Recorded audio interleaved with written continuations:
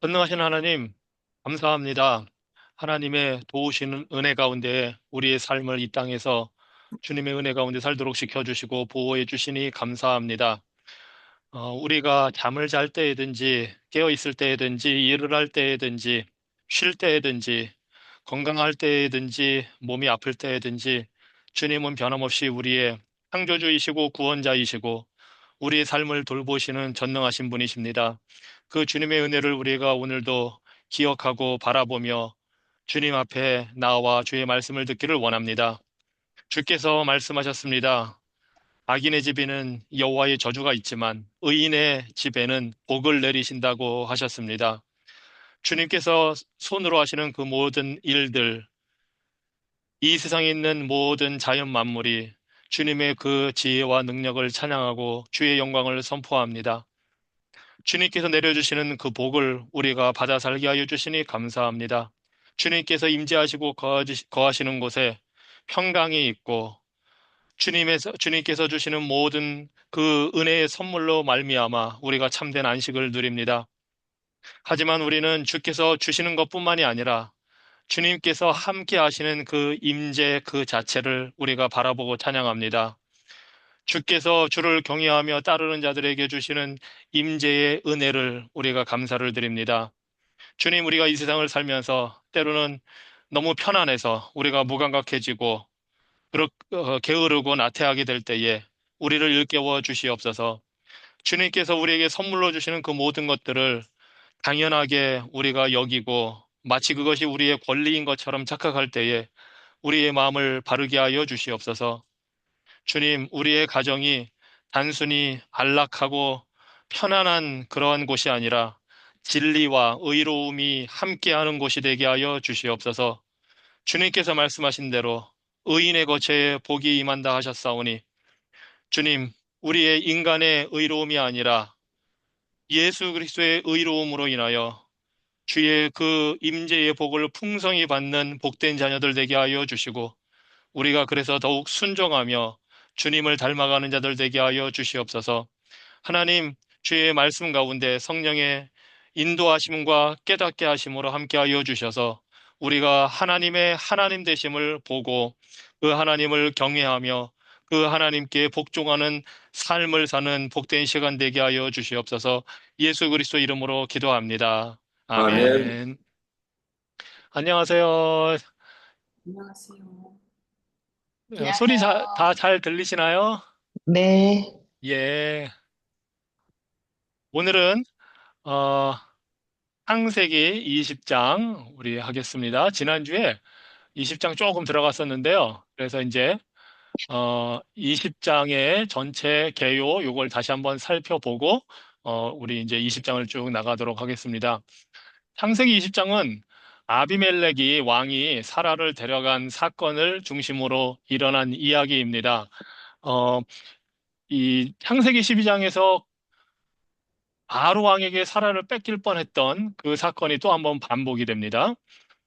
전체가 18절까지 돼 있는데 이제 1절, 2절에서는 사라를 뺏기는 문제가 발생을 하게 되는데요. 하지만 3절부터 하나님께서 개입하시는 장면이 나오시고 그래서 12장에서 바로 왕의 사건과 비슷하게 하나님이 직접 개입하셔서 이 사라에게 아무 일이 일어나지 않도록 하십니다. 그리고 이제 8절부터는 그 아비멜렉이 자신이 알지 못하고 했다는 그 사실을 지금 결백을 입증하면서 회복시키는 사라를 돌려보내는 그런 장면이 나오고 마지막으로 17절, 18절에서는 아브라함이 아비멜렉을 위해서 기도하는 중보 기도의 장면이 나옵니다. 이런 내용을 우리가 보는데요. 주제는 크게 두 가지를 우리가 생각해 볼 수 있습니다. 20장이 되었을 때 아브라함을 통해서 복이 확장되는 것을 보게 됩니다. 창세기 12장에서 하나님이 너를 통하여서 열방이 복을 받게 하겠다. 그리고 너를 저주하는 자는 내가 저주하고 너를 축복하는 자를 내가 복을 주겠다 하신 그 말씀이 지금 또 이루어지고 있는 것을 보게 됩니다. 물론 이전에 그 전쟁이라든가 그 뭐 여러 가지를 통해서도 그런 모습이 나타났지만 이 20장의 이 아비멜렉과의 사건, 만남은 바로 하나님이 아브라함을 통해서 열방에 복이 되게 하시고 저주가 되게 하시는 그 사실을 보여줍니다. 그리고 이제 그것과 아울러서 가정에서 결혼이 얼마나 소중하고 결혼의 순결성이 얼마나 중요한가, 특히 하나님께서 약속하신 언약의 씨를 주시는 데 있어서 이 결혼의 순결성, 혈통의 순결성을 통해서 여기서 혈통의 순결성이라는 건 뭐 한 민족이 특별히 대단하다 그런 거는 아닙니다. 가령 유대 민족이기 때문에 대단해서가 아니라 그 결혼의 순수함을 하나님이 보존하셔서 하나님께서 약속하신 씨를 여기에서는 이제 이삭을 주시는 거고요. 그런데 우리가 길게 보면 예수 그리스도도 이 하나님께서 아브라함의 후손을 통해서 보내주시겠다고 한 그 약속을 이루시기 위해서 아브라함의 가정을 순수하게 보존하고 계시는 것을 볼 수 있습니다. 물론 예수님 족보에는 이방 여인들의 그 이름이 들어가 있습니다. 뭐 룻도 그렇고요. 모압 자손입니다. 하나님께 저주받은 사실은 지난번에 우리가 봐서 알지만 그 저주받은 민족인데 하나님께서 그 저주받은 민족에서도 택한 사람을 하나님께서 구원하시고 심지어 예수 그리스도의 조상으로 하나님께서 만드십니다. 그래서 단지 한 민족의 혈통이 하나님의 그 구원의 복을 받는데 장애가 되는 것이 아니라 그런 의미가 아니고 여기서는 정말 결혼의 순결성입니다. 성적인 순결함을 하나님께서 보존하셔서 하나님이 주시는 씨를, 후손을 보내시겠다는 약속을 이루시는 것을 볼 수가 있습니다. 자, 아주 중요한 몇 가지 개념들이 나옵니다. 크게 네 가지로 지금 제가 적어놨는데요. 하나는 생명과 죽음에 대한 것이 굉장히 중요한 주제입니다. 이 사건에 나와 있습니다. 생명 그리고 죽음. 그 다음에 하나님의 정의의 문제가 다시 대두되고요. 이게 소돔과 고모라를 심판할 때에 하나님께서 보여주신 중요한 주제인데 이것이 또 한 번 제기되고 있고 또 한 가지는 이제 하나님 앞에서 인간이 도덕적인 책임을 진다는 사실을 보여주고 있고요. 아울러 하나님께서 이 모든 사건과 일 가운데 자비하심으로 개입하신다는 사실을 보여주고 있습니다. 자, 그렇게 해서 우리가 이제 본문을 좀 구체적으로 살펴보면서 읽고 살펴보면서 우리가 이 받을 교훈을 좀 한번 생각해 보도록 하겠습니다.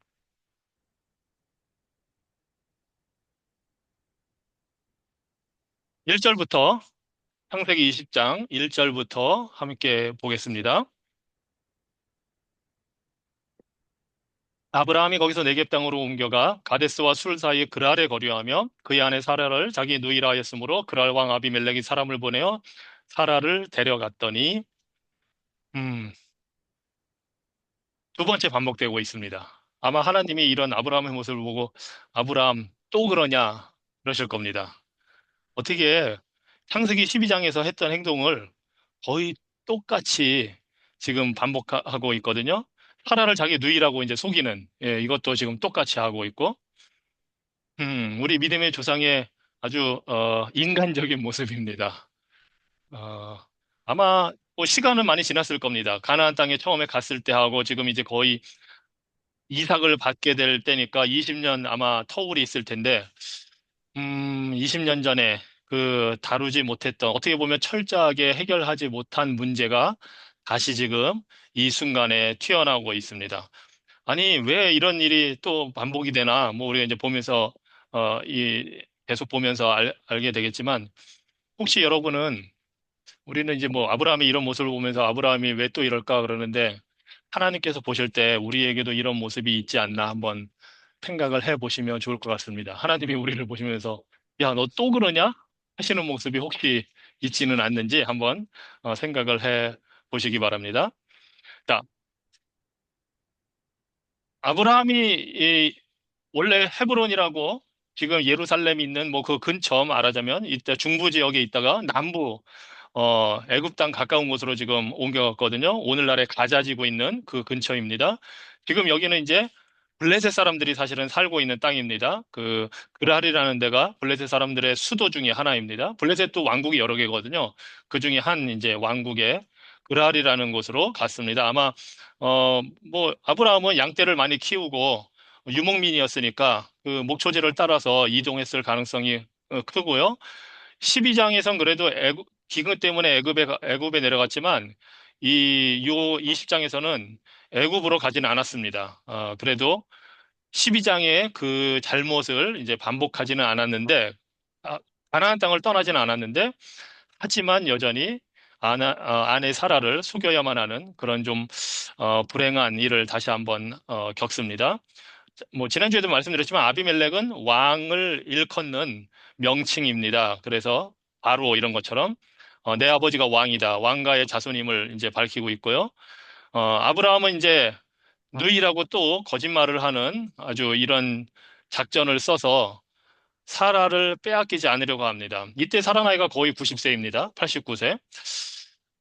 창세기 12장에선 사라가 75세, 65세였으니까, 그 전후였으니까, 물론 이제 수명을 고려하면 요즘으로 치면 뭐 3, 40대에 해당됐을 수도 있고요. 그러니까 훨씬 그때는 바로와 이집트 사람들이 아름다워서 데려갔다고 했는데 여기서는 아름다웠다는 얘기는 없습니다. 그만큼 나이가 들었기 때문에.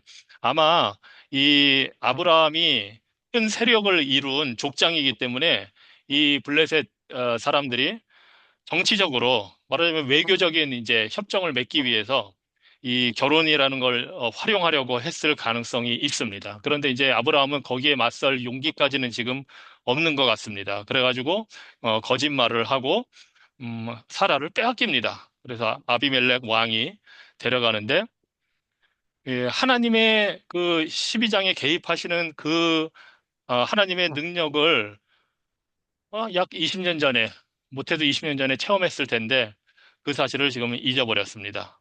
그래서 이제 하나님이 약속하신 일이 얼마 1년도 채 안 돼서 이루어질 때가 되었는데, 막판에 하나님의 언약을 이루는데 굉장히 위험한 장애물을 맞게 된 사실을 볼 수가 있습니다. 자, 바로 그 순간에 하나님께서 개입을 하십니다. 3절입니다.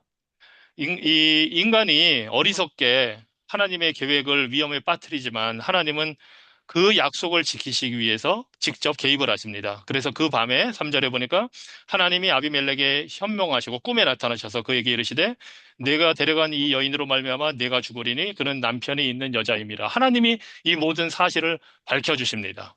아브라함이 차마 말 못한 그 진실을 하나님이 꿈에 나타나서 밝혀주십니다. 네가 죽으리니 그랬는데 너 죽은 몸이다. 넌 죽었다. 딱 그 말입니다.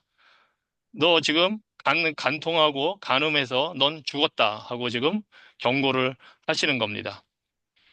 하나님께서 이 아브라함의 가정을 지키시고 약속의 씨를 하나님이 주신다는 것을 보여주고 있습니다. 창세기 12장에서는 가나안 땅에서 멀어져서 애굽 땅에 내려가 있을 때도 개입을 하셨지만 지금은 이 가나안 땅 안에서 하나님께서 개입을 하시고 보호해 주십니다. 아브라함이 사실 어디에 있든지 하나님은 개입하시고 보호하시는 겁니다. 하나님은 하나님의 백성을 그냥 내버려 두지 않습니다. 심지어 이렇게 아브라함이 잘못을 했는데도 개입을 하십니다.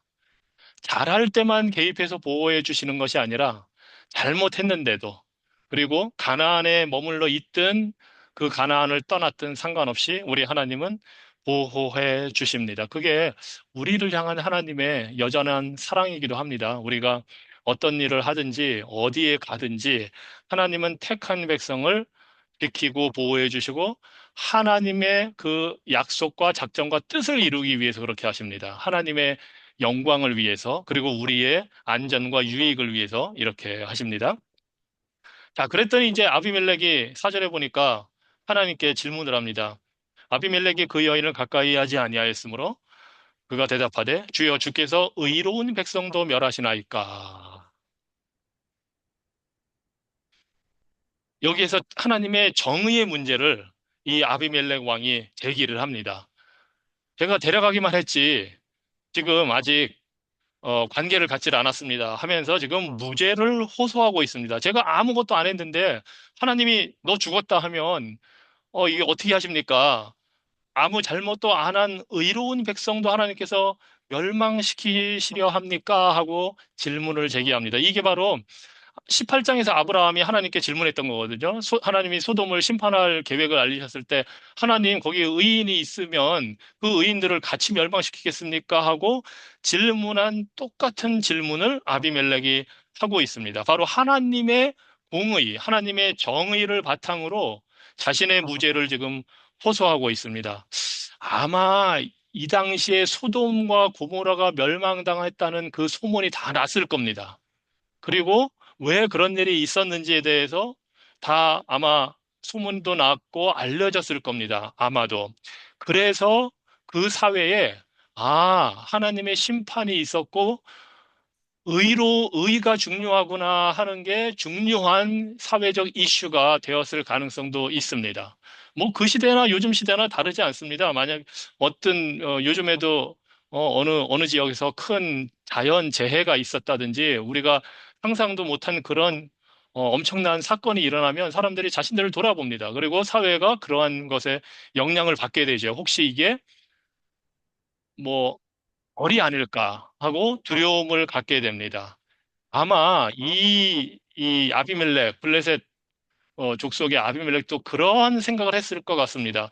사실 출애굽 이후에 이스라엘 백성들이 40년이나 지나서 가나안 땅에 들어가려고 할 때에도 여리고성에서 그 여리고의 그 매춘부가 이 그 정탐꾼들을 숨겨주면서 했던 말이 하나님께서 너희들을 홍해를 갈라서 건너게 하시고 한 그 모든 것을 우리가 알고 두려워하고 있다 하고 지금 얘기를 했거든요.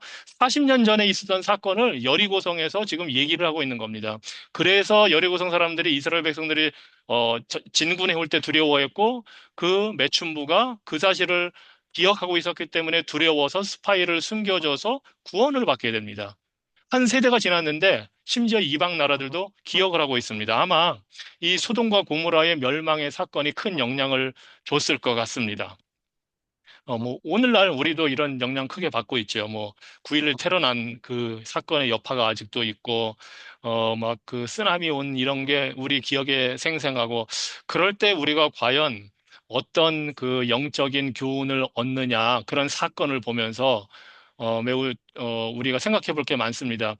당연히 그런 재난이 있고 안 좋은 일이 있을 때, 도와야 하고, 먼저 반응을 하는 것도 굉장히 중요한데, 그러한 것이 영적으로 우리 개인과 사회에 어떠한 영향을 미치는가, 우리가 생각해 볼 필요가 있습니다. 모든 자연 재난이 다 하나님의 심판, 즉각적인 심판은 당연히 아닙니다. 소돔과 고모라에 대한 심판은 당연히 하나님께서 직접 행하신 심판이지만, 하지만 자연 재난은 인간의 죄로 인해서 이 피조물이 신음하면서 행하는 악입니다, 사실은. 그리고 하나님이 때로는 그 자연 재해를 심판의 도구로 사용하시기도 합니다. 중요한 것은 그런 일이 있을 때 우리가 영적인 교훈을 어떻게 얻을 것이냐 하는 겁니다. 이 당시 이 사회를 보면 이 아비멜렉 왕이 이런 정의에 대한 관심을 갖고 하나님께 호소하는 거 보면 하나님이 주신 일반 은혜가 작동하고 있다는 사실을 보게 됩니다. 이방인들도 하나님을 알지 못하는 사람들도 하나님이 자연에 주신 자연 계시를 통해서 양심에 주신 법을 통해서 이 사회에 주신 법들을 통해서 자신들을 돌아보게 하고 의의가 무엇인지에 대해서 관심을 갖게 합니다. 어, 지난번에도 말씀드렸지만 이 의라는 것은 하나님과의 언약적인 관계 안에서 우리가 하나님의 그 올바른 기준과 뜻에 맞게 도덕적으로, 윤리적으로 사는 것을 말합니다. 물론 이방인들은 그런 깊은 것까지는 모를 수는 있어도 무엇이 옳고 그른지는 알고 있습니다. 그래서 이제 지금 이 하나님께 의로운 자도 하나님께서 죽이려 하십니까? 하고 지금 깜짝 놀라서 호소를 하고 있습니다. 그러면서 5절에 그가 나에게 아브라함이 나에게 이는 내 누이라고 하지 아니하였나이까 그 여인도 심지어 여기서는 이제 사라도 직접 개입을 하는 겁니다. 그는 내 오랍이라 하였사오니 나는 온전한 마음과 깨끗한 손으로 이렇게 하였나이다 하고 지금 자신의 무죄를 호소를 하고 있습니다. 죽게 될까 봐 꿈에서 와, 이게, 이 하나님께서 꿈에서 나타나신다는 게 얼마나 이 위험한 순간인지 지금 아비멜렉은 지금 느끼고 있는 겁니다. 이 5절에서 보면 12장과 좀 다른 점이 창세기 12장에서는 애굽 왕의 바로에게는 아브라함만 거짓말한 것처럼 되어 있는데 사라는 거기서 1절 뭐 말한 게 없거든요. 근데 여기에서는 사라도 지금 오랍이라고 거짓말을 한 게 이제 어, 아브라함과 사라가 지금 둘이 같이 거짓말을 하고 있습니다. 그래서 자신의 무죄함을 막 호소하는데 우리가 보면 알겠지만 모르고 한 것이 무죄가 되지는 않습니다. 예. 무지했다고 해서 그 잘못하고 죄를 범하게 된 그것이 죄가 없는 것으로 하나님께서 보시는 것이 아니라는 사실입니다. 당연히 이 잘못을 바로잡아야 하고 그래서 사라를 돌려보내야 되고 그리고 심지어 뒤에서 하나님이 아브라함이 중보기도를 해줘야 용서를 받는다고 말씀을 하십니다. 그래서 하나님은 알지 못하고 지은 죄라도 해결받아야 한다는 것을 지금 보여주고 계십니다. 욥기에서도 보면 욥의 친구들이 와서 욥을 위로한다고 하면서 막 논쟁을 하거든요. 네가 뭔가 잘못한 게 있으니까 하나님은 정의대로 갚아주시는 분인데 죄를 반드시 그 대가를 치르게 하는 분인데 네가 뭔가 잘못한 게 있으니까 그런 거 아니냐고 하면서 굉장히 긴 논쟁을 펼치면서 하나님을 잘못 이해하고 하나님에 대해서 잘못 이야기하는 사실은 죄를 졌습니다. 그런데 그 친구들은 그게 잘못인지도 모르고 다 얘기를 한 겁니다. 그런데 나중에 하나님이 욥과 직접 대화를 나누신 후에 이 친구들에게 향해서 말씀하시면서 제사를 지내고 욥이 너희들의 잘못을 위해서 기도해 주어야만 용서를 받는다고 말씀을 하십니다. 그 세 친구는 사실은 좋은 의도로 가서 막 좋은 얘기들도 많이 하고 잘못을 바로잡기 위해서 굉장히 이야기를 많이 했는데 신학적으로는 사실은 무지했습니다. 그래서 자신들도 이해 못하는 얘기를 막 한 겁니다. 어, 우리에게 좀 시사하는 바가 큽니다. 우리가 신앙생활하면서 하나님에 대해서, 예수 그리스도에 대해서, 성령님에 대해서 잘못 이해하고 말하는 경우도 많이 있습니다. 차라리 말을 안 하는 게 더 나은데 그 순간순간 막 성경에 있는 그대로만 또 말하고 하면 좋은데, 그렇지 않은 이야기들을 많이 합니다. 모르고 그런 경우가 많이 있습니다, 사실. 잘 모르고서. 그런데 하나님은 모르고 지은 죄도, 모르고 내뱉은 말도 다 책임을 묻습니다. 우리는 우리가 몰랐다고 핑계 댈 수가 없습니다. 하나님 제가 잘 몰라서. 그러면 하나님이, 그거 네가 모르고 한 거니까 괜찮다 하고 하시지를 않습니다. 모르는 건 말하지 않고 침묵하는 게 더 낫다고 하나님이 우리에게 경고하십니다. 그래서 사실 우리가 하나님의 말씀도 바로 알아야 되고 우리가 잘 모르는 거에 대해서는 판단하지 말고 그냥 모르면 모른다고 말하는 게 좋습니다. 예는 예라고 하고 아니오는 그냥 아니오라고 하고 정확하게 한 가지만 하고 모르는 경우는 모른다고 말하면 오히려 안전합니다. 가령 성경에 대해서 뭐 사람들과 만나서 얘기할 수도 있습니다. 그래서 내가 아는 정도 얘기하는 거는 필요하고 잘 하는 것이지만, 모를 때는 차라리 그냥 솔직하게 나는 그것을 모르고 내가 더 성경을 읽고 알아보겠다, 공부하겠다 얘기하는 게 좋습니다. 저도 마찬가지입니다. 제가 알지 못하는데 제 생각을 마치 하나님의 생각인 것처럼 성경에 있는 생각인 것처럼 말하면 저도 책임을 하나님 앞에서 당연히 지게 됩니다. 그래서 이제 그런 것 때문에 당연히 목회자들은 더 공부를 더 많이 해야 되는 겁니다. 나도 잘 모르는 얘기를 함부로 해서 교인들에게 잘못된 정보를 주고 잘못된 하나님에 대한 잘못된 지식을 전달해 줬을 때 그 책임이 두 배로 있다고 크다고 하셨거든요, 예수님께서.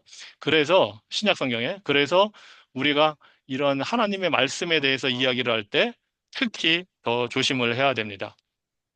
여기서 이 아비멜렉이 흥미로운 표현을 씁니다. 나는 온전한 마음과 깨끗한 손으로 했다고 아주 그냥 지금 하나님 앞에서 자신이 정말 잘못한 게 없다고 이렇게 이야기를 하고 있습니다. 굉장히 이방인의 입에서 나오는 아주 정말 훌륭한 이야기입니다. 어떻게 보면 하나님의 의의 기준과 이런 걸 잘 알고서 지금 이야기하는 거거든요. 이게 바로 하나님께서 원래 하나님의 택한 백성들을 향해 기대하시는 거거든요. 온전한 마음과 깨끗한 손.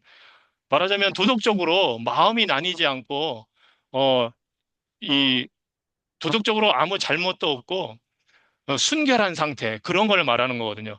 사실 아비멜렉은 억울하죠. 자기는 정말 모르고 했고, 지금 건드리지도 않았고, 그런데 하나님께서 꿈에 나타나셔서 그렇게 자신에게 무섭게 다가오시기 때문에 지금 하나님께 지금 간절히 매달리고 있는 겁니다. 자, 그래서 하나님이 이제 그에게 대답을 하십니다. 6절에. 하나님이 꿈에, 여기서 꿈이라는 말이 지금 이제 두 번째도 나오고 있거든요. 꿈에 또 그에게 이르시되, 네가 온전한 마음으로 이렇게 한 줄을 나도 알았으므로 하나님이 그 상태를 알고 계시는 것을 보여줍니다. 인정해 주십니다. 네가 모르고 그랬다. 그리고 네가 정말 잘못한 게 없다, 여기서는.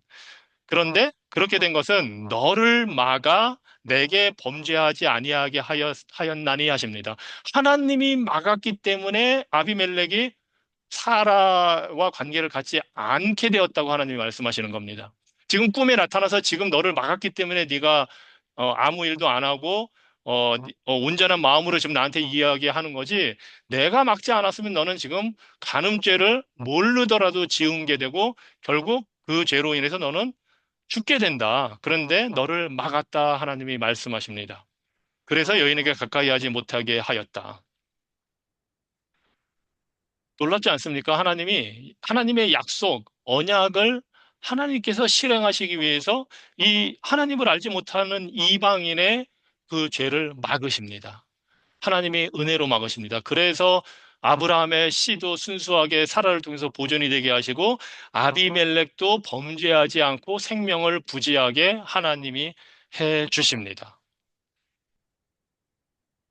하나님이 개입하지 않았으면 이 집안은 풍비박산이 났을 겁니다.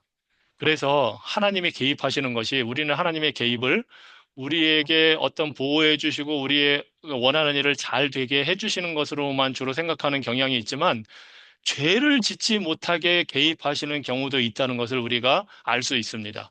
심지어 우리가 깨닫지 못할 수도 있습니다. 어느 상황을 막으실 수도 있습니다. 그래서 아예 우리가 죄 짓지 못하도록 막으시기도 한다는 사실입니다. 정말 은혜입니다. 물론 하나님은 우리가 마음대로 하게 내버려 두시기도 합니다. 하지만 하나님께서 필요하시면 죄를 짓지 않도록 막으십니다. 하나님이 어떻게 막아서 이 여인에게 사라에게 가까이 하지 못하게 하셨는지 정확하게는 안 나와 있지만 이 사건 때문에 아비멜렉 가문이 집안 전체가 불임에 빠지게 됩니다. 자녀를 못 낳게 됩니다. 그게 이제 뒤에 나오거든요. 그래서 하나님이 아브라함에게 중보 기도를 받아야만 너희가 회복된다고.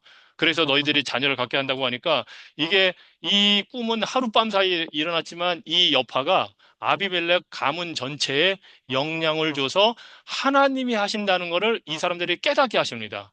아비멜렉뿐만 아니라 집안이 다 불임이 되게 하십니다. 뭐 어떤 병을 하나님이 내려주신지는 모르겠지만 그렇게 하시는 그 장면이 이제 나옵니다. 결국 아비멜렉은 하나님의 은혜로 죄 짓는 데에서 구원받게 되었습니다. 우리도 죄 짓지 못하게 하시는 하나님의 말씀, 하나님의 권면, 주변 사람들을 통한 조언, 그러한 것이 다 은혜라는 사실을 우리가 깨닫게 됩니다. 또 하나 흥미로운 것은 하나님의 꿈에서 말씀하셨다는 겁니다. 물론 이 당시는 성경이 없었습니다. 모세가 아직 아브라함 이후에 아브라함이 약 2000년, 4000년 전 사람이고 모세는 3500년 전 사람이니까 최소한 500년을 더 기다려야 성경이 기록되니까. 그래서 하나님은 아브라함에게는 직접 나타나셔서 말씀하시기도 했지만 이렇게 아비멜렉에게는 지금 꿈으로 하나님이 말씀을 하십니다. 하나님은 꿈을 통해서 죄를 짓지 않게 하신 것입니다, 지금. 여러분들은 주변에서 나는 꿈에서 하나님의 어떤 음성을 들었다 아니면 하나님이 나에게 뭘 알려주셨다 이런 얘기를 들을 때 어떤 생각을 하십니까? 아니면 혹시 그런 경험이 있으신가요? 그 꿈이 하나님이 무엇을 알려주신다고 생각을 하시는지 궁금합니다. 하나님이 꿈에서 아비멜렉에게 나타나신 것처럼 죄를 짓지 않게 하시는지, 너 이렇게 하면 넌 죽었다 하고 말씀하신 것을 들어보신 적이 있는지, 그렇게 나는 그런 꿈을 꿨다고 말하는 사람을 만나신 적이 있는지 사실 궁금합니다. 대부분 꿈을 꾸면 우리가 경험적으로 상식적으로 알지만 본인들이 가장 신경 쓰는 게 꿈으로 나타나죠, 많이. 그런데 이제 그것을 하나님의 뜻과 연결해서 뭔가, 그것으로부터 내가 어떤 행동을 하기 위해서 좀 근거를 마련하려고 내가 꾼 꿈이 하나님이 주신 거라고 이렇게 연결시키려는 경향들이 사실 많이 있습니다. 그래서 여러분이 한번 시간이 되실 때 성경에 나타난 꿈을 한번 찾아보시기 바랍니다. 요즘은 뭐 이 컴퓨터도 많이 발달돼서 그 구글이나 뭐 그 뭐 AI 뭐 챗GPT 이런 거에서 성경에 있는 꿈 하면 뭐 쭉 나올 겁니다. 리스트가. 그럼 그걸 찾아서 한번 읽어보시기 바랍니다. 우리가 대표적으로 잘 아는 대로 꿈꾼 사람 뭐 성경에 누구누구 있죠?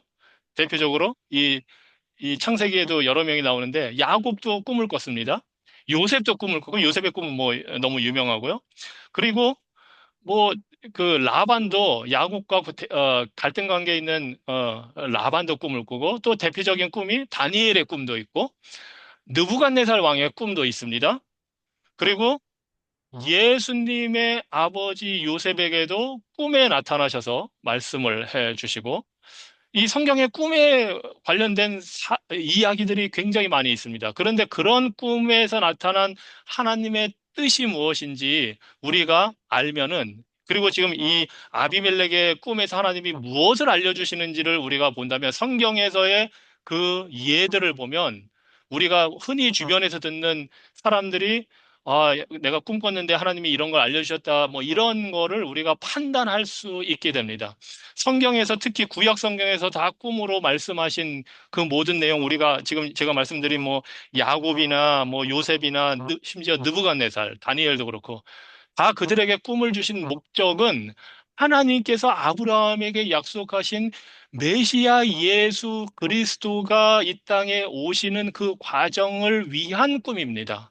가령 요셉에게 꿈을 주신 것도 요셉이 단순히 국무총리가 되게 하려는 것으로 끝나는 게 아니라 국무총리가 됨으로써 이 이스라엘 그 민족이 형성될 수 있도록 그들을 기근에서 구원하기 위해서 하나님이 꿈을 주신 겁니다. 심지어 요셉에게 꿈 해몽을 부탁한 그 빵 굽는 관원장 바로 궁전에 그런 사람들의 꿈도 다 그것과 연관이 되어 있습니다. 그래서 하나님이 꿈으로 성경에서 말씀하시고 알려주실 때는 하나님의 뜻을 이루기 위해서 언약을 성취하시기 위해서 택한 백성을 구원하시기 위한 목적으로 주시는 것이지 한 개인의 뭐 그 일종의 점치듯이 하는 그런 식으로 하나님이 꿈을 주시지 않습니다. 지금 아비멜렉에게도 꿈에 나타나신 이유가 아브라함을 보호하시기 위해서거든요. 사라를 보호하시기 위해서.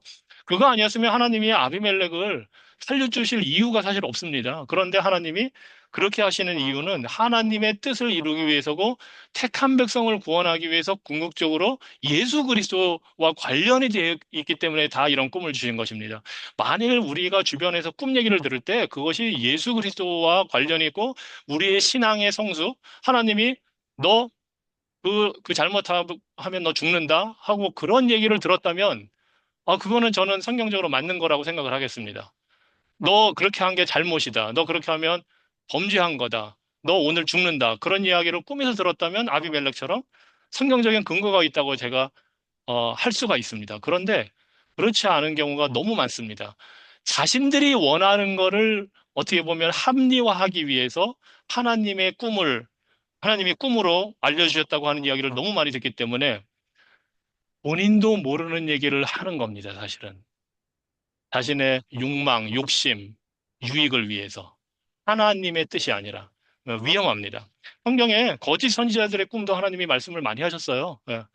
이사야 시대, 예레미야 시대에 거짓 선지자들도 꿈을 꾸고서 자신들이 하나님께 꿈을 받았다고 이야기를 했는데 하나님이 그들을 거짓 선지자라고 하셨거든요. 대표 그 거짓 선지자들이 제일 많이 한 내용이 다 잘 될 거다. 평안할 거다. 하나님이 우리 편이시다. 하나님이 우리와 함께 하시니 그것이 예수님께서 예루살렘 성전에 들어가셔서 성전을 정화하고 성전을 향해서 심판을 하실 때 유대인들이 똑같이 가졌던 생각이거든요. 우리가 성전에 있으니 하나님께 예배하고 제사를 잘 지내고 있으니 우리는 안전하다. 그 생각을 다 하고 있었던 겁니다. 그게 그런데 거짓 선지자들이 구약 시대, 예수님 시대에 거짓 종교 지도자들, 거짓 유대 종교 지도자들이 흔히 믿고 하는 이야기입니다.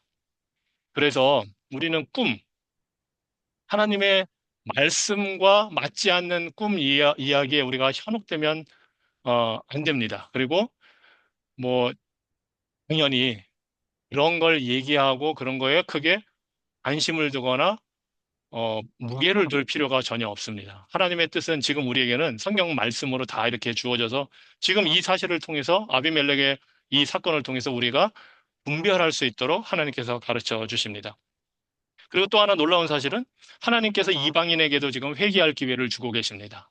이게 이 아비멜렉이 소돔 사람들과 다른 점입니다. 소돔 고모라 사람들은 하나님께서 심판하기 위해서 천사를 보내어 그곳에 다 보게 하시고, 그리고 사실은 롯이 그곳에서 의인으로서 나름대로 역할을 하게 하셨는데 소돔과 고모라 사람들은 듣지 않았습니다. 그래서 멸망을 당하는데, 이 아비멜렉은 하나님의 꿈의 계시를 듣고 지금 하나님께 은혜를 자비를 호소하고 있습니다. 아비멜렉은 회개할 기회를 얻었습니다.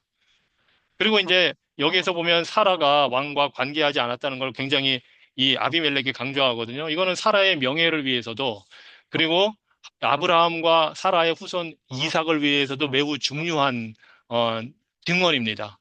그래야 아브라함의 씨가 순수하게 보존이 됐다는 사실을 알 수가 있습니다. 여러분은 혹시 잘못했는데도 불구하고 하나님께서 그저 하나님의 자녀라는 이유로 보호해 주신 경험이 있나요? 지금 아브라함이 딱 그렇거든요. 아브라함은 잘못했는데 하나님이 지금 아브라함을 위해서 아비멜렉을 말하자면 아비멜렉을 족치고 있는 겁니다. 이게 이제 하나님이 아브라함에게 창세기 12장에서 주신 말씀대로 아브라함이 복의 근원이 되기도 하고 저주의 근원이 되기도 한다는 사실을 여기서도 또 보여주고 있습니다. 자, 여러분은 이런 경험하신 적이 있나 한번 생각을 해보세요. 그리고 여러분이 뭔가 잘못했는데 하나님이 그래도 보호해 주셨다면 무엇 때문에 보호해 주셨을까? 아브라함의 경우는 하나님이 이삭을 위해서, 그리고 오실 메시아를 위해서 보호해 주셨거든요. 하나님이 우리가 잘못했는데도 우리를 해를 당치 않게 보호해 주신다면 그것은 우리 안에 있는 예수 그리스도 때문에 우리를 지키시고 보호하시는 겁니다.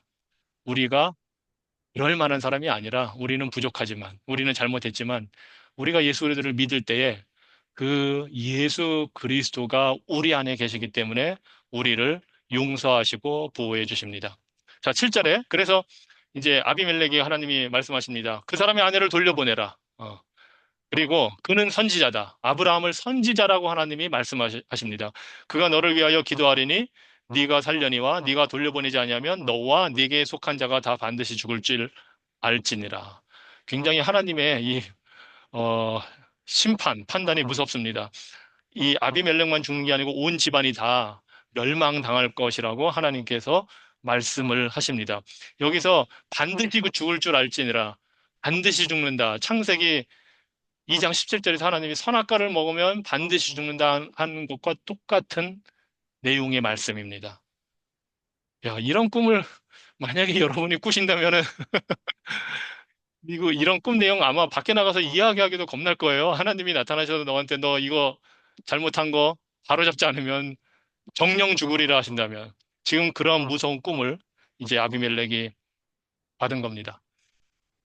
하나님이 여기에서 아브라함을 선지자라고 밝히십니다. 그리고 이 선지자의 벌써 그 말하자면 자격은 소돔과 고모라를 하나님께서 멸망시키기 전에 아브라함과 대화를 나눌 때에도 그 대화 속에 하나님께서 사실은 나타내셨습니다. 그때는 선지자라는 말을 직접 쓰지 않았지만 여기서 선지자라는 말이 이제 등장을 하는 거지만, 그때에도 하나님이 소돔과 고모라를 멸망시키는 이유를 아브라함에게 알려주시겠다고 한 그 두 가지 이유 중에 하나가, 첫 번째는 아브라함이 하나님의 계약 당사자였기 때문에 하나님이 행하신 일을 알려주시는 겁니다. 내 계약 당사자한테 나는 이런 일을 한다 하고 알려주신 겁니다. 아브라함의 특권입니다, 정말. 그게 우리의 예수 그리스도 안에 있는 우리들의 특권이기도 하고요. 두 번째 이유는 그렇게 해서 아브라함이 후손들을 의로운 자녀들로 키우도록 가르치게 하기 위해서. 그게 선지자의 역할이거든요. 하나님의 뜻을 가르치는 거. 여기에서는 또 한 가지 역할, 중보 기도의 역할을 하나님이 선지자의 역할로 알려주고 계십니다. 그래서 선지자는 하나님의 말씀을 백성들에게 전달하고 하나님의 하나님 앞에 백성들을 위해서 중보기도 하는 것, 그것이 선지자들의 역할입니다. 그래서 사무엘도 내가 기도하기를 쉬는 죄를 범하지 않겠다고 이야기했습니다. 사무엘이. 그리고 사도행전 6장에서 그 초대교회에 과부들을 섬기는 구제하는 사역을 하는 데 있어서 이제 유대파 과부와 헬라파 과부 사이에 갈등이 일어났을 때 사도들이 전 교인들과 모여서 회의한 내용이 뭐냐면 이러한 일은 성도들을 그 구제 사역을 돕는 일은 집사를 세워서 하도록 하자. 왜냐하면 사도의 역할은 말씀을 전하고 기도하는 것에 충실해야 하기 때문이다 하고 원칙을 초대교회에 세웁니다. 그래서 바로 이 구약과 신약의 선지자들과 사도가 한 일이 하나님의 뜻을 가르치고 중보자로서 기도하는 일입니다. 여기서 그 기도하리니라는 말 자체가 중보한다는 뜻입니다. 히브리어로. 그래서 아브라함이 너를 위해 중보 기도해야 네가 살 거다. 그리고 너의 가정이 살 거다 하고 하나님께서 말씀을 해 주십니다. 당연히 우리에게는 이 아브라함과 같은 중보의 역할을 하는 사람이 있습니다. 모세도 훌륭한 중보자였고 많은 사람들이 그렇지만 그들보다 가장 뛰어난 위대한 중보자는 바로 예수 그리스도이십니다. 그리고 그 예수님이 당연히 많이 가르치시고 복음을 전하시고 했는데 그 예수님은 수시로 기도하셨고, 그런데 예수님이 기도하신 내용이 우리에게 기도를 가르쳐 주시긴 했지만, 예수님이 하나님께 어떤 기도를 했는지는 별로 많이 나와 있지는 않습니다. 기도는 많이 하셨지만, 하지만 예수님의 기도 내용이 아주 정확하게 중보의 기도의 내용이 나와 있는 곳이 있습니다. 그게 바로 요한복음 17장입니다. 그래서 여러분이 요한복음 17장을 꼭 읽어보시기 바랍니다. 예수님께서 제자들을 위해서, 믿는 자들을 위해서 기도하신 내용이 요한복음 17장에 다 들어 있습니다. 그래서 요한복음 17장을 예수님의 대제사장 기도라고 표현을 합니다. 대제사장으로서 예수님이 중보 기도한 내용이 거기에 가득 들어 있습니다. 그리고 또 한 가지 예수님의 짧지만 아주 강력한 기도 내용이 들어있는 곳이 바로 잡혀 돌아가시기 전날 밤에 겟세마네 동산에서 하나님께 부르짖은 기도 내용입니다. 예수님이 직접 기도한 내용이 그렇게 두 개 있는데 요한복음 17장을 꼭 한번 읽어보시고요. 자, 그 다음에 또 한 가지 이제 여기서 이 7절 내용을 통해서 우리가 알 수 있는 것은 용서는 피해자가 가해자를 위해서 중보할 때에 이루어진다는 사실을 보게 됩니다. 피해당한 사람이 가해자를 위해서 기도하는 것이, 하는 것이 진정한 화해와 용서의 길을 만들어줍니다. 참 어렵지요. 여러분이 피해를 봤어요. 누구에게. 모함을 당했을 수도 있고, 막, 거짓으로 막 없는 걸 만들어내서 나를 곤란하게 했을 수도 있고, 때로는 그냥 오해를 해서 나에 대해서 안 좋은 소문을 낸 경우가 있다고 하면 그 사람을 용서해야 되는데, 찾아와서 만약에, 미안하다, 잘못했다 하면 용서하고 하게 되는데, 그 사람을 위해서 기도한다는 것, 어떻게 보면 쉽지 않은 일이거든요. 그런데 내가 피해를 당했을 때 나에게 그렇게 잘못한 사람을 위해서 그 사람을 위해서 기도하는 것. 즉, 그 사람이 아직 나와 화해가 전혀 이루어지지 않았다면, 그 사람이 잘못한 것도 잘못했는지도 모른다면, 그 사람이 하나님 앞에서 잘못을 깨닫고 죄를 회개하고 관계를 바로잡으려는 노력을 하게 해달라고. 그래서 그 사람이 하나님 앞에서 용서받게 해달라고 중보기도 하는 것. 이것이 피해자로서 가해자를 용서하고 진정한 화해를 이룰 수 있는 좋은 방법입니다. 그리고 그 가해자가 나에게 찾아와서 용서를 구하고 잘못했다고 했을 때 당연히 나도 용서를 해줘야 되고, 그리고 나서 그 사람을 위해서 기도하는 것. 그게 피해자가 가해자를 위해서 중보기도 하는 것이 얼마나 훌륭한 일이고 그럴 때에 참된 회복이 화해가 이루어진다는 것을 우리가 보게 됩니다. 그래서 아브라함이 기도를 해야 됩니다. 이제 이 아비멜렉을 위해서 용서를 해주는 기도를. 그리고 사실 그렇게 하신 분이 바로 예수님입니다. 십자가에서 주님, 저들을 용서하소서. 저들은 자신들이 무슨 일을 하는지조차 모르고 있습니다. 예수님을 못 박은 사람들이 예수님께 잘못했다고 용서해달라고 한 적이 한 번도 없습니다. 지금까지도. 그렇지만 예수님은 그들을 위해서 중보 기도하셨습니다. 그리고 우리를 향해서도 그렇게 중보 기도하라고 부르시는 겁니다. 그게 선지자의 역할입니다. 그게 하나님 나라의 왕 같은 제사장 된 우리들이 해야 될 일입니다. 제사장의 역할 중에 하나가 바로 중보거든요. 선지자의 중보 역할처럼 제사장은 백성들의 잘못된 것을 하나님 앞에 제사를 통해서 용서를 구하는 일을 하는 거거든요. 그게 제사장이 하는 일이고 또 제사장 역시 백성들에게 말씀을 가르치는 역할을 했거든요. 왕 같은 제사장이라고 하나님이 우리를 베드로 사도를 통해서 우리를 불러주셨을 때는 이런 일을 하라고 우리를 불러주신 겁니다. 우리를 핍박하는 자를 위해서 기도하라. 우리의 가해자를 위해서 기도하라. 자, 1절에 보니까 아비멜렉이 이제 깜짝 놀라서 일찍 일어나서 종들을 불러서 그 모든 일을 다 말하니까 심히 두려워했다고 합니다. 이 사람들은 하나님의 그 꿈의 내용을 믿고 두려워했습니다.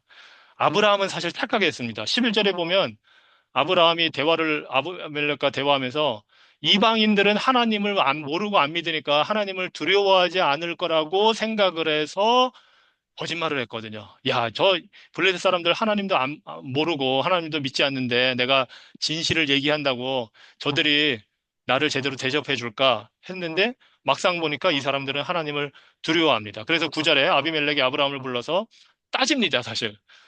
네가 어찌하여 우리에게 이렇게 하느냐? 내가 무슨 죄를 네게 범하였기에 무슨 억하심정이 있어서 네가 나와 내 나라가 큰 죄에 빠질 뻔하게 하였느냐? 도대체 무엇 때문에 우리가 다 죄를 짓게 하였느냐? 죄를 지을 뻔한 지경에 이르게 하였느냐? 네가 합당하지 아니한 일을 내게 행하였다. 말도 안 되는 일을 지금 사실 아브라함이 아비멜렉에게 혼나는 겁니다. 그러면서 10절에 또 그러죠. 아비멜렉이 또 아브라함에게 이르되 네가 무슨 뜻으로 이렇게 하였느냐? 어찌하여 이렇게 하였느냐? 무슨 뜻으로 이렇게 하였느냐? 어째서 이렇게 했느냐? 창세기 12장에서 바로 왕이 책망한 것과 똑같은 지금 책망을 또 듣고 있는 겁니다. 아브라함이. 사실은 이 책망은 하나님이 아담과 하와에게 한 책망입니다. 네가 어찌하여 너 지금 무슨 짓 한 거냐? 한 것과 똑같은 이야기를 지금 듣고 있습니다. 아브라함이 이 거짓말하고 속임수를 한 게 단순히 개인적인 문제로 끝나는 게 아닙니다, 보니까. 이 속임수 때문에 아비멜렉의 표현대로 하면 그 나라가, 백성 전체가 죄의 책임을 지게 되는 겁니다. 때로는 한 개인의 죄가 사회 전체에 무서운 결과를 가져올 수 있습니다. 한 개인의 죄가 한 가정에, 한 집단에, 교회 공동체에, 한 사회에 큰 무서운 죄의 결과, 책임을 지게 할 수가 있습니다. 그래서 예수님이 마태복음 18장에서 교회에 죄가 있을 때에 그것을 바로잡으라고 한 겁니다.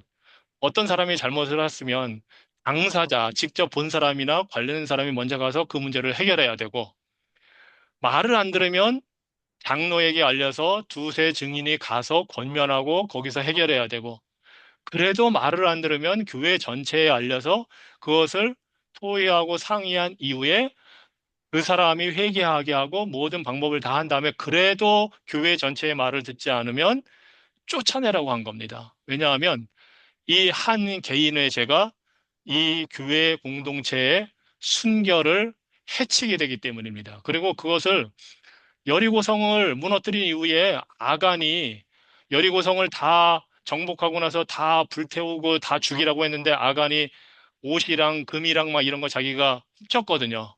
그것 때문에 아이성을 쳐들어갔다가 이스라엘 백성이 죽게 되고 전쟁에 지게 됩니다. 그래서 나중에 다 찾아봐서 보니까 아간이 한 그 잘못 때문에 이스라엘 백성의 전체에 그 결과가 임하게 되는 겁니다. 그래서 예수님이 교회 안에서 죄의 문제, 가정에서도 그렇고 그것을 분명하게 다루도록 하신 겁니다.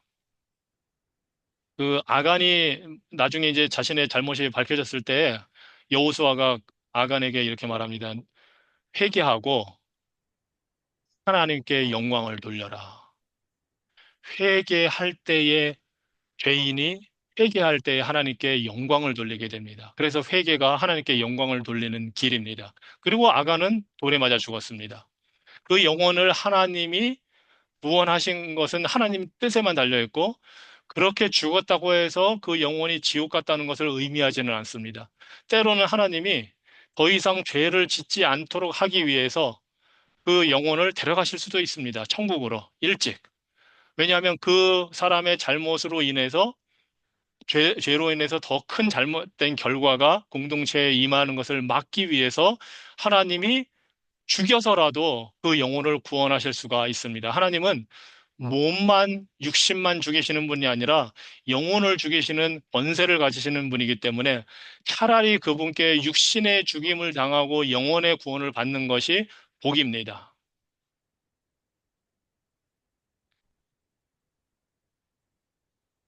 11절에 아비멜렉의 10절에 책망을 듣고서 이제 아브라함이 말하자면 핑계를 댑니다. 이곳에서는 하나님을 두려움이 없으니 내 안으로 말미암아 사람들이 나를 죽일까 생각하였으며 아까 말씀드린 대로 아브라함은 착각하고 있었습니다. 이 블레셋 사람들이 하나님을 두려워하지 않을 거라고 그 말하자면은 혼자 스스로 그렇게 판단을 내린 거죠. 그 사회를 제대로 알지도 못하고 참 이게 우리가 판단 잘못할 때 얼마나 어리석은 행동을 할 수 있는지 어떻게 보면 보여줍니다. 그리고 사실은 이 블레셋 사람들은 오히려 하나님을 두려워했는데 사실은 아브라함은 이 사람들을 두려워하고 있다는 걸 보여줍니다. 아브라함이 정말 하나님을 두려워하고 경외하는 사람으로 믿음 위에 서 있었다면 이러한 실수를 하지 않아도 되는데 아이러니하게 이 사건에서는 아브라함은 오히려 사람을 두려워하고 아비멜렉과 그 블레셋 사람들은 하나님을 두려워합니다. 굉장히 아이러니한 모습이죠. 이 아비멜렉의 하나님께 의에 대해서 호소했잖아요. 아브라함은 지금 의라는 말을 하나도 못 쓰고 있어요, 지금. 소돔을 살려달라고 할 때는 하나님은 공의로우신 분인데 멸망시키면 어떻게 합니까? 했는데 지금 아브라함은 하나님의 공의, 정의라는 말을 쓰지를 못해요. 이미 도덕적으로 이 아비멜렉보다 훨씬 못한 상태에 있는 걸 보여줍니다. 우리가 사람을 두려워하면, 하나님을 두려워하지 않으면 이런 잘못된 결정을 우리도 하게 됩니다. 아브라함처럼. 하나님을 두려워하면 우리가 믿음으로 바로 서게 되는데, 하나님보다 사람을 두려워하면 이런 일을 합니다. 특히 교회에서 우리가 사람을 보고 사람들 때문에 두려워서 뭔가 맞추려고 하고, 그러다 보면 하나님을 두려워하지 않게 됩니다. 하나님보다 사람을 더 두려워하게 됩니다. 그러면 그때부터 뭔가 잘못되는 겁니다. 참 안타까운 거는 우리 사회, 문화, 한국 교회, 한국에서의 이런 현실, 이런 거 볼 때, 과연 우리가 하나님을 정말 두려워하는지, 아니면 사람, 아니면 사회 제도, 사회 권력 집단을 더 두려워하는지 우리가 생각을 해봐야 됩니다. 저는 가끔 우리의 모습을 보면서 이런 생각을 합니다. 우리가 때로는 하나님보다 북한 공산당을 더 무서워하거나 중국 공산당을 더 무서워하는 건 아닌가. 그런 사회적 분위기가 교회에도 들어오는 건 아닌가. 또 한 가지, 우리는 하나님을 믿고 신뢰하기보다 미국의 힘을 더 믿고 신뢰하는 것은 아닌가. 한국의 역사를 통해서 볼 때 한국 교회의 현상을 보면서 우리 자신의 모습을 보면서 우리가 과연 세상 권력보다 하나님을 더 두려워하는지, 과연 세상 권력보다 하나님을 더 신뢰하고 믿고 있는지 우리가 한번 생각을 해 봐야 합니다. 자, 12절에 아브라함이 계속 얘기합니다. 또 그는 정말로 나의 이복 누이로서 내 아내가 되었습니다. 뭐 그 말은 사실입니다. 사실이지만 진실을 다 말하지 않았죠. 내가 결혼했다는 사실을 말하지 않았습니다. 그러면서 13절에 하나님이 나를 내 아버지의 집을 떠나 두루 다니게 하실 때 창세기 12장에서 이제 하나님이 나를 불렀을 때에 내가 아내에게 말하기를 이후로 우리의 가는 곳마다 그대는 나를 그대의 오라비라 하라 이것이 그대가 내게 베풀 은혜라 하였었노라. 아브라함은 사라에게 은혜를 지금 받기를 구한 겁니다. 이 은혜가 우리가 흔히 말하는 은혜입니다. 우리가 하나님께 은혜 달라고 할 때 그 은혜가 이 단어입니다. 헤세드입니다. 놀랍지 않습니까? 이 아브라함이 하나님께 이 은혜를 구한 게 아니고 사라에게 은혜를 구합니다. 자기 아내에게. 하나님이 주실 수 있는 그 은혜를 우리 사라에게 구하는 겁니다. 이 하나님의 은혜는 언약에 충실한 사랑이거든요. 그러니까 사실은 맞는 겁니다. 결혼 관계에서 우리가 결혼한 언약을 맺었으니 나에게 충실해서 심지어 거짓말을 해서라도 내 목숨을 지켜달라고 지금 아브라함이 사라에게 호의를 베풀어 달라고 막 그렇게 하는 겁니다. 당연히 우리는 하나님을 더 의지하고 하나님의 은혜를 받아야 하지만 사실은 인간관계에서도 가정에서도 교회 안에서도 우리는 언약의 공동체로 다 묶여 있거든요. 그래서 우리가 서로 이런 호의를 베풀어 주는 게 맞습니다. 의무를 넘어서서 상대방을 고려해서 왜냐하면 우리가 언약 공동체에 있기 때문에 부부와 부부 사이에서 또는 성도들 사이에서도 교회는 언약 공동체거든요. 가정도 언약 공동체고 예수 그리스도를 통해서 우리가 언약 공동체로 부름을 받았기 때문에 당연히 호의를 베풀어 줘야 되고 하나님께 받은 은혜를 우리가 나누어 줄 수가 있어야 합니다. 여러분도 그래서 한번 고민을 해보시기 바랍니다. 내가 어떻게 하면 지금 이제 아브라함과 사라는 안 좋은 쪽으로 이거를 지금 활용하고 있지만 좋은 의미에서 내가 어떻게 하면 의무 이상을 넘어서서 언약 공동체의 백성들에게, 형제자매에게 이런 사랑을 베풀고 호의를 베풀 수 있을지 한번 생각을 해 보시기 바랍니다. 아브라함은 뭐 계속 이 전략을 쓴 겁니다. 25년 평생, 지금 보니까. 이거를 이제 누이 전략이라고 하겠습니다. 이 사람은 내 누이다. 내 누이 동생이다. 여러분이 사용하는 전략이 무엇이 있습니까? 어려운 일 당할 때, 두려움이 생길 때, 보호 본능, 방어 기제, 방어 전략. 여러분은 어떤 전략을 주로 쓰십니까? 살면서. 한번 생각을 해보시기 바랍니다. 아브라함은 누이 전략을 썼습니다. 누이 동생. 딱 그거 하나로 모든 걸 해결하려고 했습니다. 여러분이 주로 사용하는 보호 전략이 무엇입니까? 뭐 아브라함처럼 거짓말일 수도 있고 아니면 이제 사람들 관계에서 이렇게 통제하려고 할 수도 있고 어, 남 탓을 우리가 할 수도 있고, 그러니까 우리가 본능적으로 막 두렵고 어려움에 빠졌을 때 보이는 그게 사람마다 다 다르지만 있을 겁니다. 그게 무엇인지 한번 생각을 해 보시기 바랍니다. 그리고 그러한 것을 우리가 어떻게 극복할 수 있을까도 생각해 보시기 바랍니다. 복음으로 그것을 어떻게 우리가 극복할 수 있을까 한번 생각해 보시기 바랍니다. 아브라함이 하나님을 더 두려워했다면 이런 보호 전략을 쓰진 않았어도 됐을 텐데, 우리가 막 그런 두려운 일이 있을 때에 내가 예수 그리스도의 복음을 믿었다면 본능적으로 방어 기제로 그런 보호 전략을 쓰는 게 아니라 믿음으로 하나님을 의지하고 내 안에 계신 구원자 예수 그리스도를 의지한다면 내가 거짓말 할 걸 안 해도 된다는 걸 깨달을 수 있고 남 탓을 하고 막 그 순간을 벗어나기 위해서 막 남 탓을 하는 거를 안 해도 됩니다. 심지어 내가 잘못을 솔직하게 인정하는 것도 가능해집니다. 두려우면 두려운 대로, 불리하면 불리한 대로 그것을 그대로 하나님 앞에 올려드릴 수 있고, 하나님께 기도할 수 있고, 그게 복음의 능력입니다.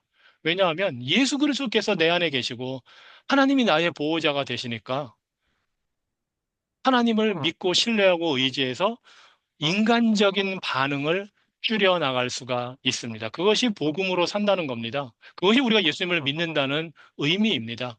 예수님을 믿어서 난 천국 갔다. 그거로 끝나는 게 아니라 예수님을 믿었기 때문에 내가 인간적으로 반응하고 하는 그 모든 것을 이제는 복음 안에서 하나님을 의지하는 모습으로 할 수가 있는 겁니다. 그래서 연약하면 연약한 그대로 결과를 하나님께 맡겨드리고 내가 모든 걸 통제해서 다 바로잡으려고 할 수도 없을 뿐더러 그렇게 노력을 하지 않아도 된다는 자유함과 편안함을 예수 그리스도 안에서 우리가 누릴 수가 있습니다. 그것이 복음이 주는 은혜이고 능력입니다. 뭐 시간이 다 돼서 이제 여기서 마치기는 하겠지만 여기서 아브라함이 사실은 이 13절에서 하나님이 나를 두루 다니게 방랑자로 만들으셨을 때에 하면서 이제 이런 말을 하는데 조금 기술적인 내용이긴 하지만 이 하나님은 당연히 엘로힘입니다. 이 구약에서 이제 나오는 거. 그런데 하나님이 엘로힘이라고 나와도 동사는 항상 단수입니다. 왜냐하면 엘로힘이 복수 형태거든요. 그런데도 항상 단수입니다. 왜냐하면 우리가 믿는 하나님은 한 분이시니까. 그런데 여기에서는 이 아브라함이 그 엘로힘 하나님이 나를 이렇게 돌아다니게 하셨다 할 때 복수 동사를 씁니다. 뭐라고 그래야 될까요? 음, God is 해야 되는데 말하자면 God are 하고 아니 뭐 문법적으로 안 맞는데 하는 그런 표현을 씁니다. 이게 아주 미묘한 건데요. 아니 당연히 아브라함은 하나님을 믿는 사람이니까 원래 말을 쓸 때는 God is 해서 하나님이 나를 보내셨다 할 때 단수 동사 써야 되는데 지금 아비멜렉이랑 대화할 때는 God are 뭐 이런 식으로 쓰는 겁니다. 희한하게.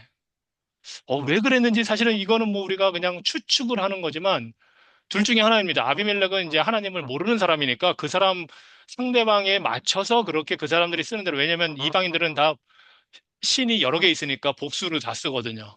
그러니까 거기에 맞춰줬을 가능성이 있고 그런데 또 하나는 상대방을 배려해서 그랬을 수도 있지만 또 하나는 그 문화에 들어갔기 때문에 내가 왠지 그런 거에 맞춰서 쓰지 않으면 내가 뭔가 소외될 것 같고 더 불리할 것 같고 아, 나만 더 튀는 거 아닌가? 나는 유일신을 사상을 가진 그런 사람으로 이 이방인 나라에서 내가 혼자 어, 말하자면은 혼자서만 따돌림 당하게 되는 게 아닐까 하고 두려움을 가졌을 수도 있습니다. 그리고 이러한 거는 사실 우리들에게도 유혹이기도 하지요. 그리고 시험이기도 하고요. 왜냐하면 하나님 없는 이 세상으로 나가서 그 문화 속에서 살다 보면 알게 모르게 그 사람들이 쓰는 말투, 그 사람들이 쓰는 그 문화적인 거, 그거를 우리도 알게 모르게 따라가고 심지어 우리가 믿고 있는 이 진리나 이런 것에 대해서 말하거나 삶으로 보여줄 때 거기에 뭔가 맞추려는 경향, 세상의 문화에 맞추려는 경향, 세상 사람들의 유행을 따라가려는 경향이 우리에게도 알게 모르게 거기 가서 튀지 않으려고 때로는 거기에 사람들을 배려해서 잘 맞춰주려고 우리가 생각하고 쓰는 것을 이렇게 조금씩 바꿀 수가 있습니다. 아브라함이 무슨 이유 때문에 그런지는 사실은 모릅니다. 그냥 추측이긴 합니다만, 만약에 아브라함이 그 문화적인 압력을 받아서 그렇게 했다면 벌써 아브라함은 지고 들어간 거죠. 그 문화를 두려워했고, 그 사람들을 두려워했고, 하나님보다 사람들을 더 신경을 썼다는 게 됩니다. 우리들도 하나님보다 사람을 더 신경 쓰고 두려워하면 그런 일을 하게 되고, 사실 우리도 모르는 사이에 그렇게 됩니다. 예. 그 문화에 젖어 있으면 생각해 볼 이슈입니다. 이 세상 문화와 사회에 살아가는 우리들로서 기도하겠습니다. 하나님, 아브라함의 삶이